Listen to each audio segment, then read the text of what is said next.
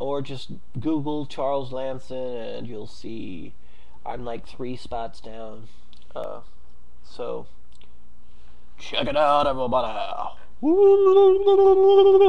Alright, so I was just aping it up for the camera, everyone. So, alright, Edward Bernays and his book, Propaganda. The public actions of America's chief executive are, he means the president, if one chooses to put it that way, stage managed. Once again, this book was written in 1928, everybody. I'm going to repeat that sentence. The public actions of America's chief executive are, if one chooses to put it that way, stage managed. Keep in mind, Bernays got his start in the world of the theater. I mean, he was he was not an actor. He was a press agent for different theaters and acting companies and whatnot. And strangely enough, yeah, I mean, the guy actually did go to college, but his degree was in agriculture. He was studying to be a farmer, and go figure. But they are chosen to represent and dramatize the man in his function as representative of the people. A political practice which has its roots in the tendency of the popular leader to follow oftener than he leads is the technique of the trial balloon, which he uses in order to maintain, as he believes, his contact with the public. The politician, of course, has his ear to the ground. It might be called the clinical ear. It touches the ground and hears the disturbances of the political universe. But he often does not know what the disturbances mean, whether they are superficial or fundamental. So, he sends up his balloon. He may send out an anonymous interview through the press. Once again, here's this notion of, yeah, these guys are crafty. Ladies and gentlemen, whenever you read the editorials in your newspaper, watch out, because a lot of times the editorial letters that are sent in are actually written by PR men posing at... Believe me, I know about this. A lot of time when you read editorials in the newspaper and you think it's just Citizen Joe speaking his mind, it's a PR guy working for a company or a government agency, what have you, and he's trying to sway public opinion. So I'm just telling you all right now that these guys do that all the time. Letters to the editor, yeah, are often written by PR men posing as Citizen Joe on the street. He then waits for reverberations to come from the public, a public which expresses itself in mass meetings or resolutions or telegrams, or even such obvious manifestations as editorials in the partisan or nonpartisan press. On the basis of these repercussions, he then publicly adopts his original tentative policy, or rejects it, or modifies it to conform to the sum of public opinion which has reached him. This method is modeled on the peace feelers, which were used during the war to sound out the disposition of the enemy to make peace or to test any one of a dozen other popular tendencies. It is the method commonly used by a politician before committing himself to legislation of any kind, and by a government before committing itself on foreign or domestic policies. It is a method which has little justification. Are you beginning to see why these people call themselves the priest class? Working their magic, molding public opinion, telling you what to think. These guys are the wizards, telling you what to think, when to think it, and how to think it. It is a method which has little justification. And, of course, beyond the priest caste is the aristocracy. And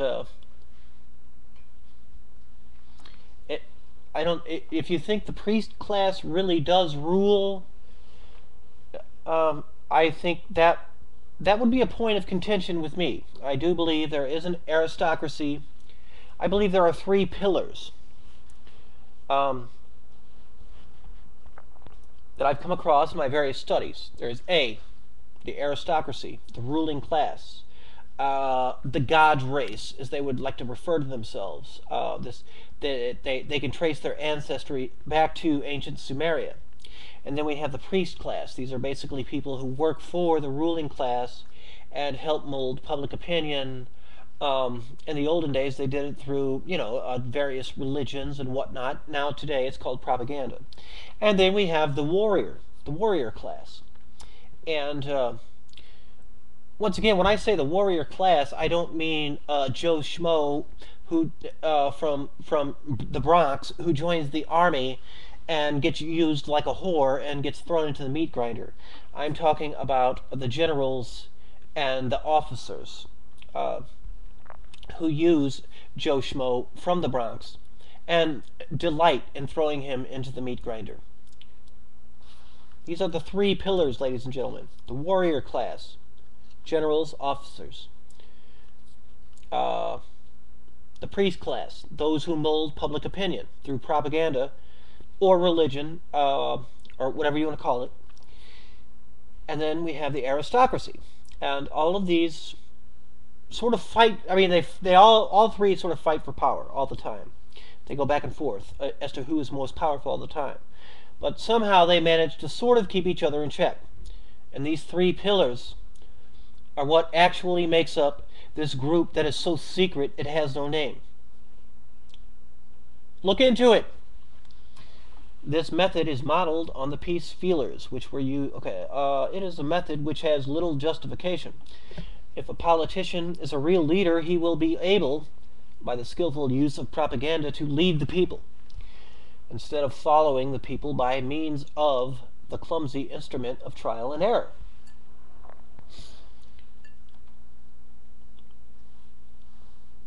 All I'm saying is, if we look at the priest class as the be-all and end-all of who is actually running the shooting match, we're doing that because the aristocracy and the warrior class, are setting up the priest class to be the puppet. And it goes back and forth all the time. If our attention gets taken away from the priest class and we start looking at the aristocrats as the devil, you can bet that the priest class and the warriors are behind that. And it goes back and forth. So I stumbled on that little nugget in my research over the years, ladies and gentlemen, and it's so true. This is the enemy. Three pillars: the aristocracy, the priesthood, and the warriors. There you have it. All in a nutshell. Okay, the propagandist's approach is the exact opposite of that of the politician just described. The whole basis of successful propaganda is to have an objective and then to endeavor to arrive at it through an exact knowledge of the public and modifying circumstances to manipulate and sway that public. The function of a statesman, says George Bernard Shaw, is to express the will of the people in the way of a scientist. The political leader of today should be a leader as finely versed in the technique of propaganda as in political economy and civics.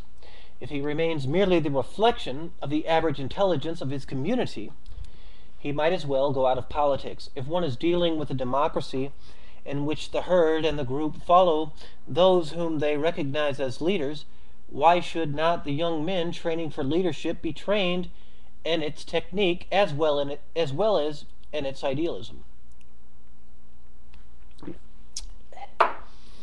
When the interval between the intellectual classes and the practical classes is too great, says the historian Buckle, the former will possess no influence, the latter will reap no benefits. Propaganda bridges this interval and our modern complex civilization.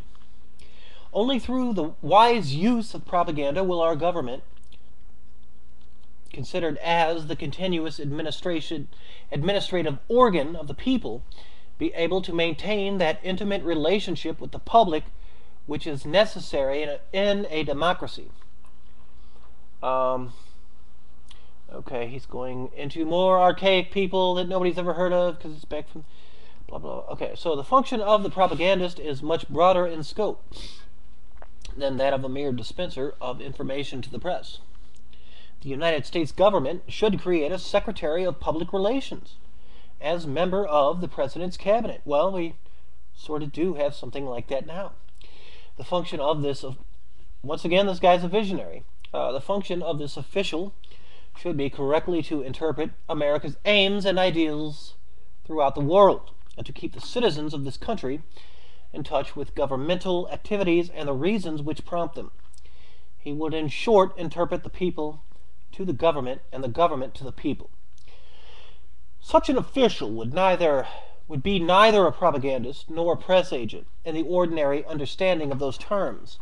He would be rather a trained technician who would be helpful in analyzing public thought and public trends in order to keep the government informed about the public and the people informed about the government.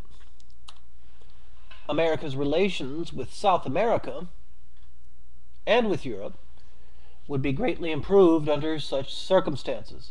One must be a leadership democracy administered by the intelligent minority who know how to regiment and guide the masses.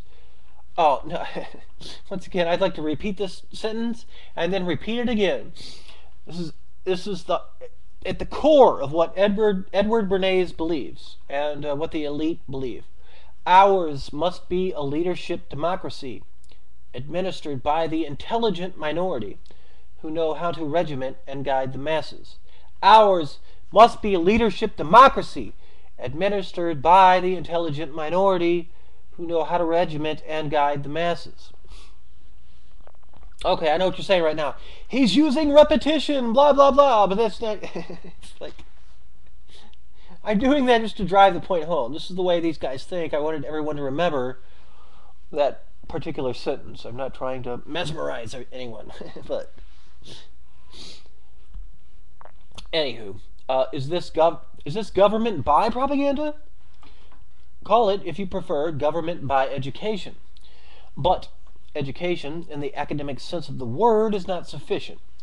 It must be enlightened, expert propaganda through the creation of circumstances, through the high spotting of significant events, and the dramatization of important issues. The statesmen of the future will thus be enabled to focus the public mind on crucial points of policy and regiment a vast heterogeneous mass of voters to clear understanding and intelligent action. All right, so we're out of that chapter, and we're going into chapter 8 of Edward Bernays' books. Is all about women, because as Hitler said, you get the women, then you get the women, and the men will follow.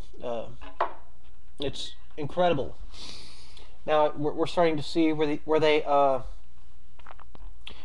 these ideas. Bernays was, like I said, Goebbels